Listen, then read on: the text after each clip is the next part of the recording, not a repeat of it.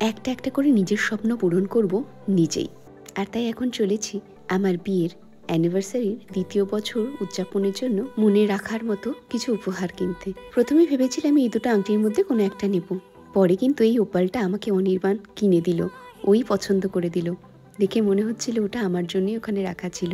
বাকি আংটিগুলোর সাইজ আমার আঙুলের মাপে ছিল না, আর এটা পরে আমার নিজেরই এত ভালো লাগছিল। এই দেখো, বলা হয়নি, এর সাথে সাথে আমি একটা ভালো অফার পাচ্ছিলাম বলে নিজের জন্য একটা মঙ্গলসূত্রও নিয়ে নিলাম। সারা বছরে অল্প অল্প করে জমানো টাকা থেকে এটা কিনলাম। আগের দিন এসেছিলাম, ওরা ডেকেছিল, তাই সেই সময় অনির্বাণ ছিল না, তাই একা একাই কেক কাটিং হয়েছে। ওদেরকেও একটু দিলাম, নিজেও একটু খেলাম, আর তোমাদের সাথে সেই ভিডিওটা এখানে শেয়ারও করে নিলাম। তোমাদের মনে আছে কি না জানি না, আমি কিন্তু অনির্বাণকে এখান থেকেই গত বছর প্রথম বিবাহবার্ষিকীর জন্য ওই ডায়মন্ড আংটিটা গিফট করেছিলাম। আর এবছর আমি নিজের জন্য একটা কিনে নিতে পারলাম। জীবনে